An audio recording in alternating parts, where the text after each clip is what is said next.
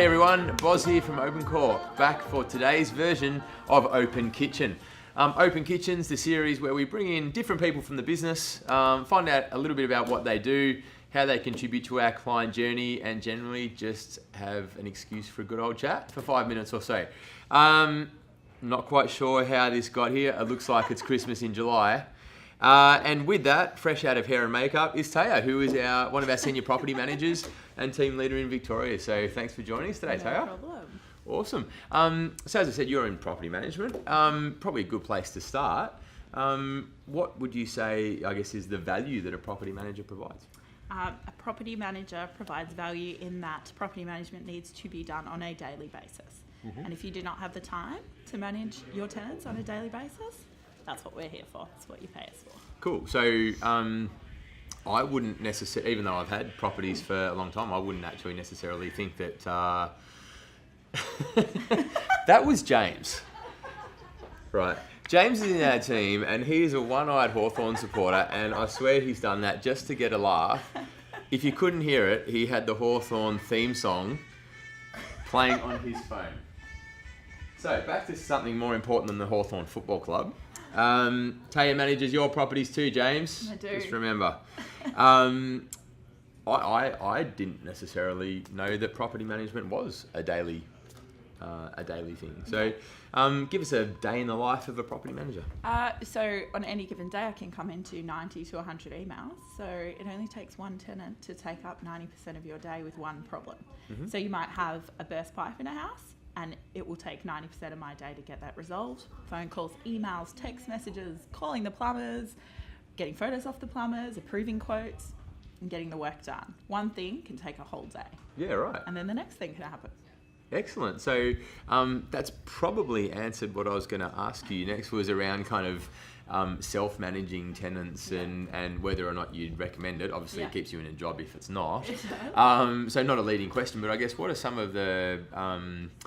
burst pipes happen. What are some of the kind of horror stories or real short notice type stuff where if you're self-managing a property, it can really kind of derail your week? Well, I guess when you're self-managing, property management is a highly emotional job. So you have to remember that while this is an investment for you, this is their life. Yeah. So what you might see as not being urgent, to them is extremely urgent. They've got their children living there, they're living there.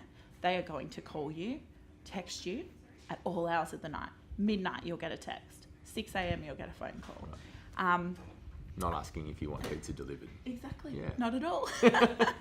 And just even arrears. If your tenants are late, do you really want to be going face to face with your tenant, trying to lay down the law on rent arrears? Because the first thing they're going to do is tell you why they haven't paid their rent. And usually it's highly emotional.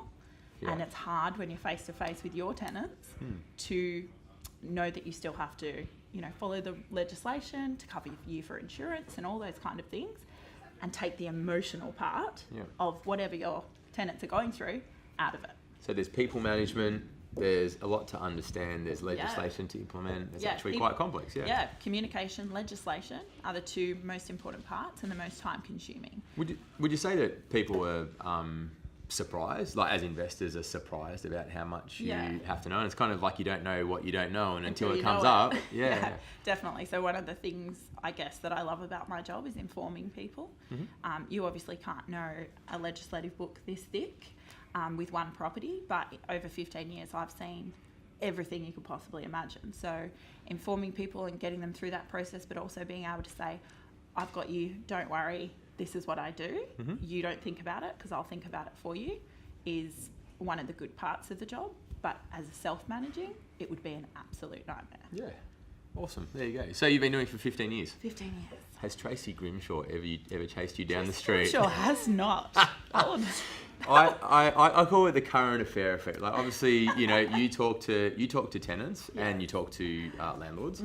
I'm dealing with, and a lot of people in this business are dealing with clients throughout the whole journey. And tenancy is the part that kind of they're most angsty about because it's the rental income that's important. So I guess from that perspective, you always see. You never see the good news stuff, right? You always see the bad news stuff on a current affair. Yeah.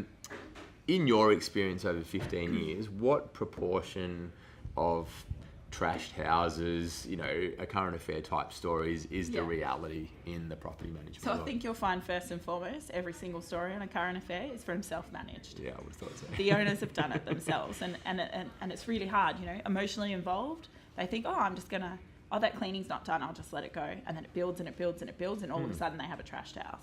So self-managing, sometimes that's going to happen. In 15 years, I've seen some really, really awful things, and then some everyday things like, wear and tear to walls. Kids, and you've got little kids, they do tend to touch walls a lot. So that kind of wear and tear is what you will generally get and is considered accidental. So definitely something you have to manage as a property manager in a delicate way throughout a tenancy. That wouldn't be enough to say, the property's trash, get them out. It's something you have to manage. Yeah. And there are ways to manage it. Yeah. So And earlier today, I actually filmed one of these with Nat. Yes. And I overheard you talking to Nat yesterday about insurance. Yes. And specifically, if I remember right, it was the amount of coverage. Yeah. The landlord had been to their insurance broker and basically paid too much for their insurance Yeah. premium because they had more coverage than what they needed. Yeah. Yeah, is that about right? Yeah, about right, along those lines. Yeah, cool. So I guess you mentioned horror stories there, and everyone thinks about it. So Yeah. let's have a chat about it quickly. So Yeah. when you think about the things that can go wrong, does insurance, if you have the right insurance policies, Yeah. do they cover everything? Yeah. And what are the right kind of insurance policies to have? Yeah, so insurance is really tricky, and a lot of people, just because it's in their face all the time, will go to their general insurer. So who insures their car, who insures maybe their own home, but within your own investments, you need special insurance Yeah. or specific insurance that covers you for the things that are most likely to happen. So most of the general insurers will cover you for things like malicious damage. Yep. And maybe rent loss, but they'll only cover you for rent loss if it's something specific. So, for example, the tenant stopped paying the rent in the last month. It's important to make sure you have things like pet damage, because in Victoria there is no legislation about pets at all. So there is nothing to enforce. There's no breaches, there's no way you can kick them out, there's no law there to say that they can't have pets. So you have to be really, we try to say be pet friendly, because then you can mitigate it. You can say, okay, well, I'm not happy with dogs, but I'm happy with cats. And then make sure you've got pet insurance on your policy and that the excesses are low. So insurance is a tricky one. You should never recommend people, but there are definitely specific things you should look for. Low excesses and easy to claim, Yep. basically. Awesome. So there we have it. I was going to say, there are some tips and tricks for all of our listeners out there. Is there anything else that you'd like just to wrap up on? It's been great. I've learned some stuff in the last 5 minutes or so. It's been Just been ask awesome. questions. Okay. Make sure you ask questions as a landlord. Make sure you've got the right property manager. Experience is invaluable. A property manager who might have been doing property management for a year will still be a great property manager, but she needs somebody who's there with experience behind her. So just ask all those questions. Make sure that they're able to answer the questions that you ask them with confidence, and even the good, the bad, and the ugly. Awesome. Because there is good, bad, and ugly in property management. Unreal. There we have it, folks. The good, bad, and ugly about property management. Lots of good stuff. Taya, thanks for your time. That was great. We'll see you next time.